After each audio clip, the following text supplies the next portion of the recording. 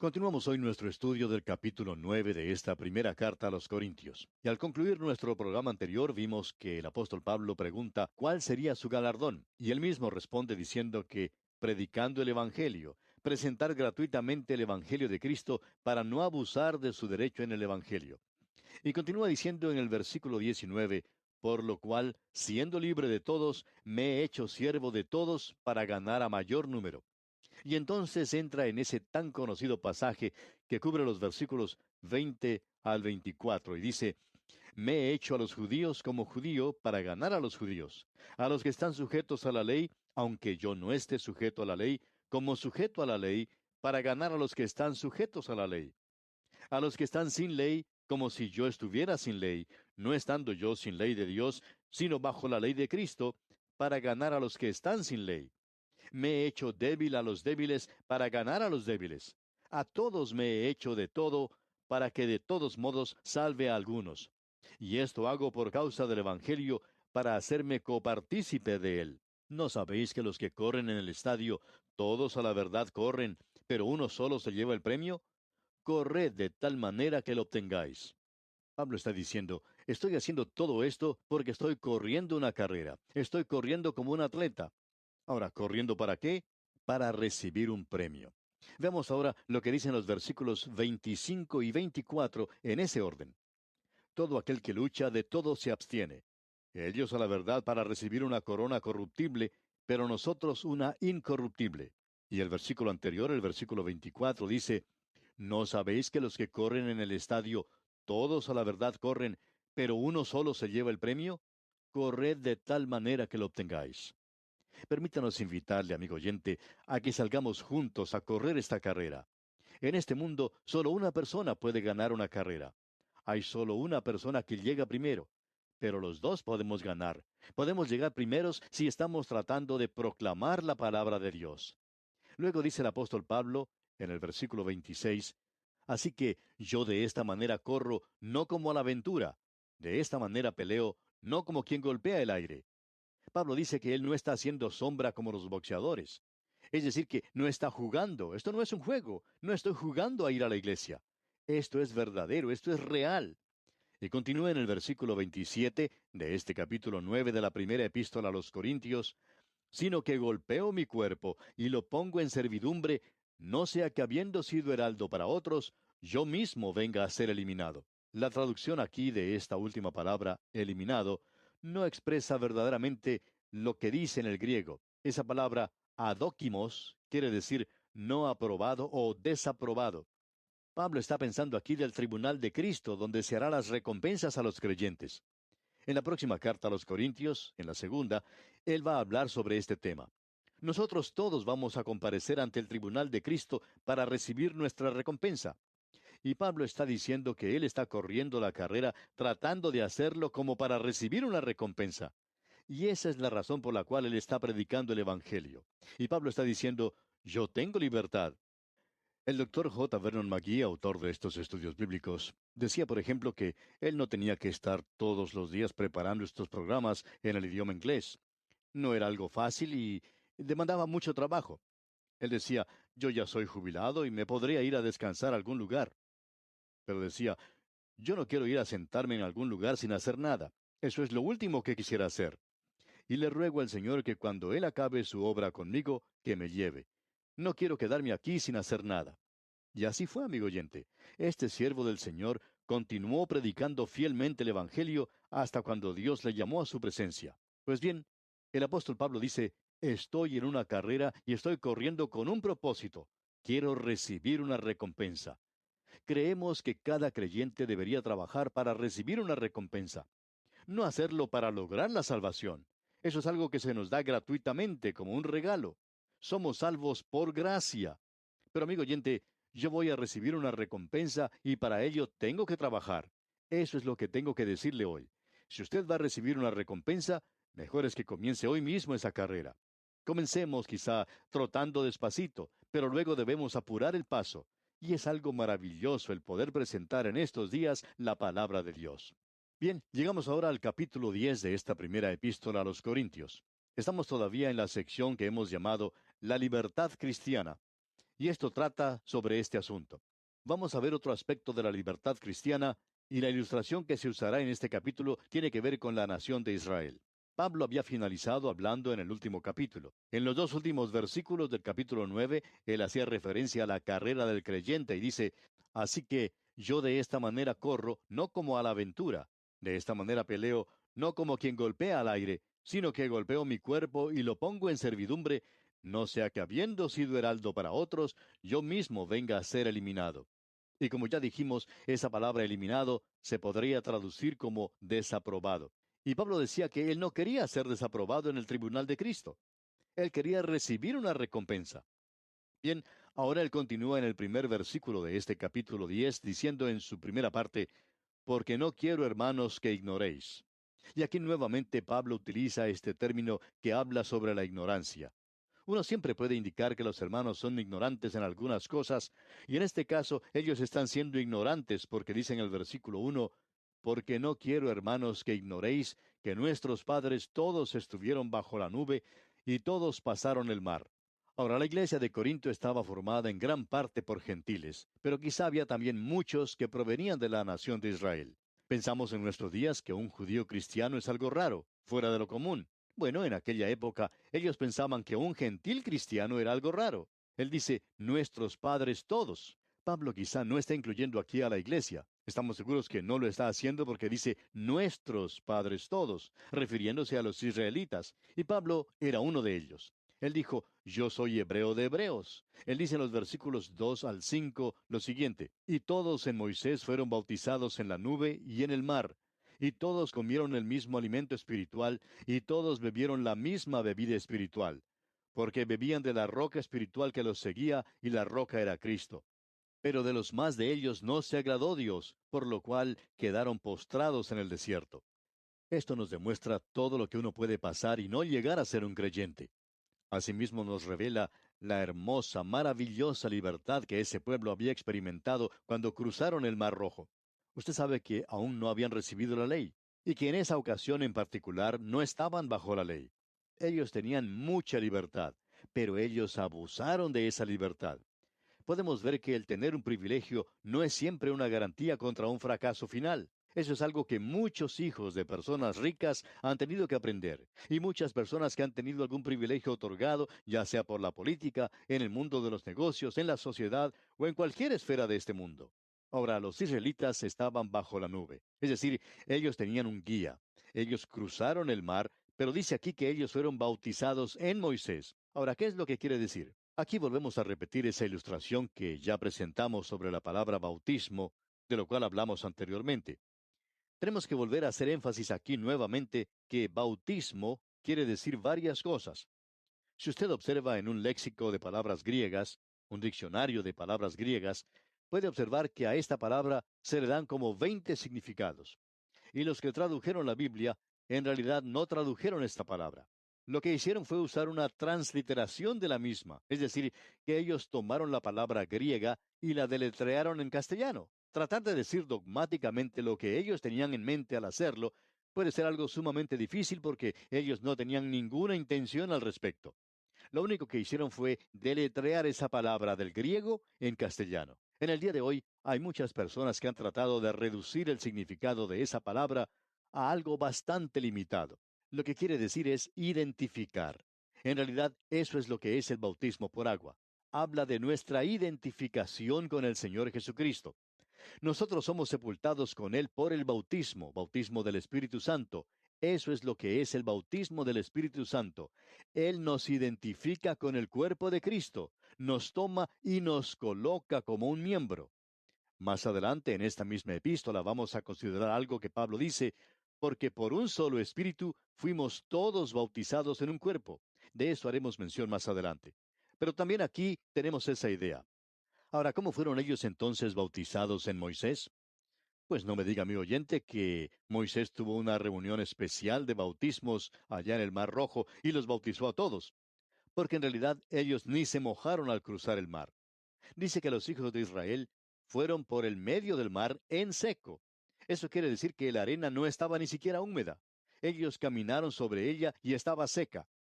Cuando Dios secó el mar rojo para ellos, amigo oyente, lo dejó bien seco. Ellos no entraron al agua ni se mojaron los pies. Allí no había agua ni para humedecer un pañuelo. Los que realmente se mojaron fueron los de Egipto. Ellos sí que se mojaron bastante. No me diga pues que el bautismo al que se está refiriendo aquí Pablo tiene que ver con el agua, porque él no está hablando de eso. Tampoco se está refiriendo al bautismo del Espíritu Santo. Él dice que todos en Moisés fueron bautizados. ¿Qué es entonces lo que quiere decir con esto? Bien, quiere decir simplemente que estaban identificados con Moisés, porque en el capítulo 11 de la epístola a los Hebreos se nos dice: por la fe pasaron el mar rojo como por tierra seca, e intentando los egipcios hacer lo mismo, fueron ahogados, es decir, fueron mojados. Pero los hijos de Israel estaban identificados en Moisés. Dice que por fe pasaron el mar rojo. ¿La fe de quién? No era la de ellos. Ellos no tenían ninguna fe. Si usted puede leer la historia, se dará cuenta de que ellos deseaban regresar a Egipto más bien. Y estaban acusando a Moisés por haberlos sacado de aquel lugar y haberlos llevado al desierto. Ellos querían regresar, pero fue la fe de Moisés la que les hizo seguir con él. Moisés fue quien hirió el mar rojo con la vara, y entonces el Señor milagrosamente separó las aguas. Fue la vara de Moisés la que partió las aguas, y luego él los guió hacia el otro lado. Cuando ellos llegaron al otro lado, ¿qué fue lo que hicieron? Moisés los guió a que cantaran ese cántico de los redimidos. Usted puede leer ese hermoso cántico de Moisés allá en el capítulo 15 de Éxodo. Ellos estaban identificados en Moisés.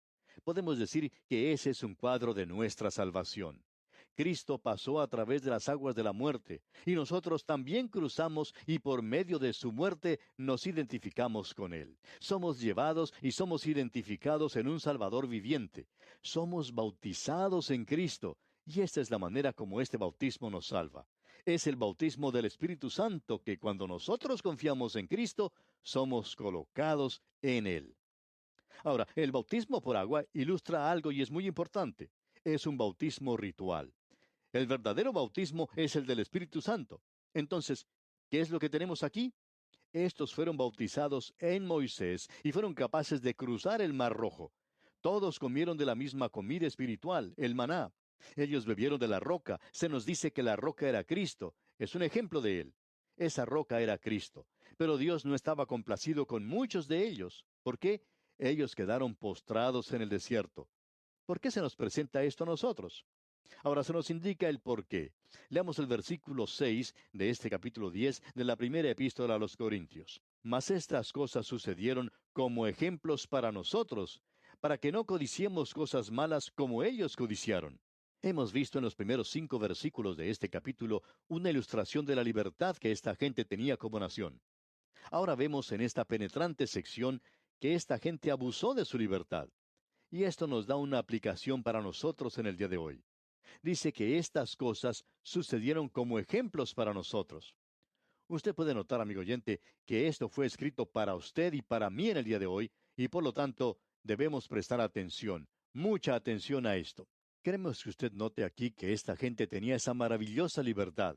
Pero, ¿qué fue lo que hicieron? Leemos que codiciaron las cosas malas. Ahora, ¿cuáles fueron esas cosas malas? Se mencionan allá en el capítulo 11 del libro de Números, comenzando con el versículo 4.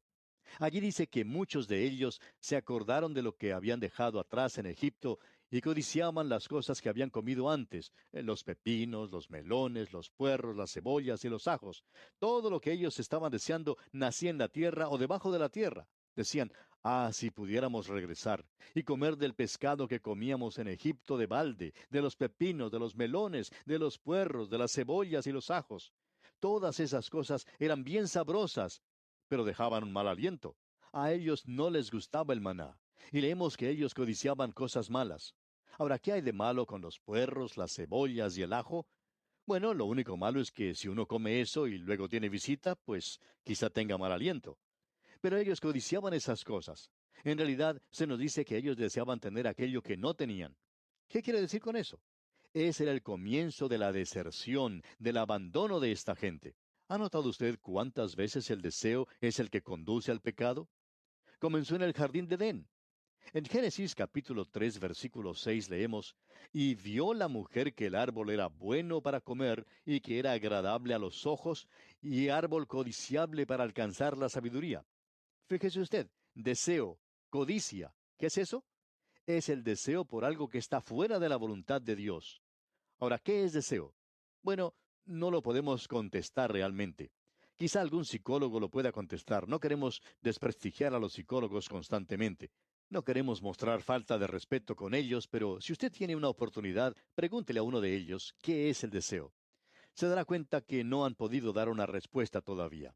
Ellos hablan de inhibiciones y prohibiciones y se refieren al deseo como lo supremo en la vida.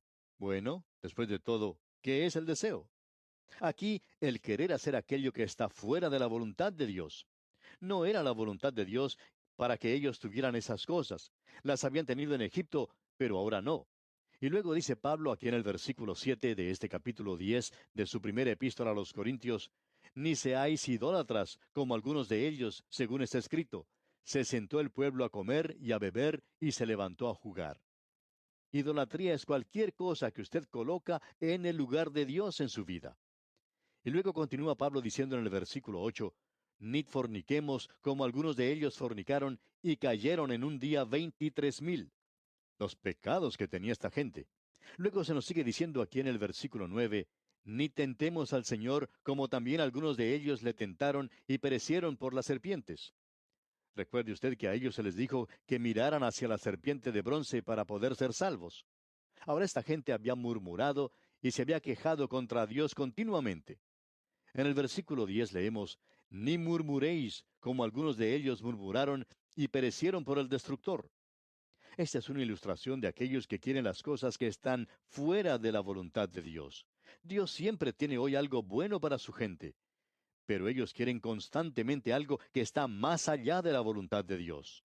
Veamos ahora lo que nos dice el apóstol Pablo aquí en el versículo 11 de este capítulo 10 de su primera carta a los Corintios. Dice, y estas cosas les acontecieron como ejemplo y están escritas para amonestarnos a nosotros, a quienes han alcanzado los fines de los siglos. Aquí podemos aprender una lección. Nuestros deseos deben estar dentro del dominio de la voluntad de Dios y eso es muy importante. Luego en el versículo 12 se nos dice, así que el que piensa estar firme, mire que no caiga. No interesa quién sea usted, amigo oyente, usted puede caer hoy mismo. Sería una cosa muy fácil que usted cometiera una equivocación y que tropezara y cayera. No interesa qué clase de santo sea usted. Por tanto, usted y yo, amigo oyente, en el día de hoy debemos tener mucho cuidado de permanecer dentro del dominio de la voluntad de Dios, donde nosotros no estemos apagando el Espíritu de Dios con nuestras vidas. Luego continúa Pablo diciendo en el versículo 13, no os ha sobrevenido ninguna tentación que no sea humana, pero fiel es Dios que no os dejará ser tentados más de lo que podéis resistir, sino que dará también juntamente con la tentación la salida para que podáis soportar.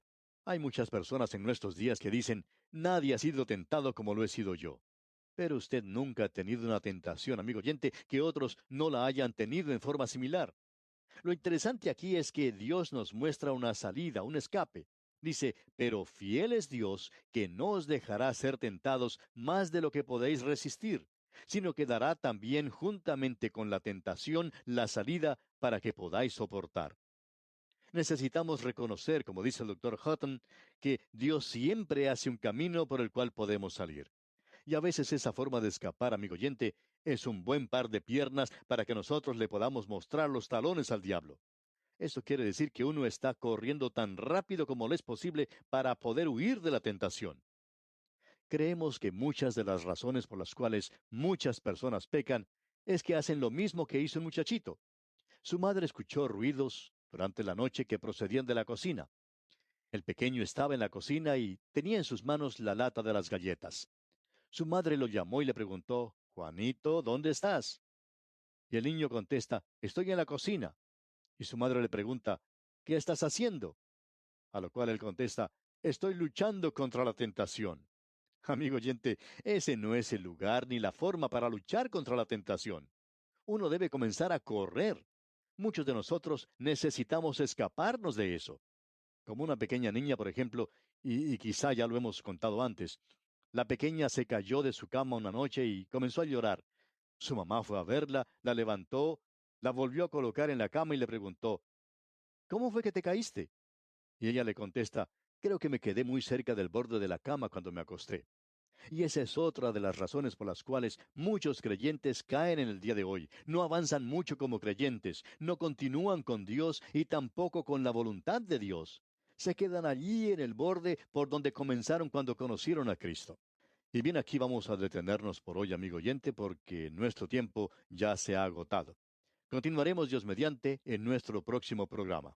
Que las bendiciones del Señor sean su más preciada posesión, es nuestra ferviente oración.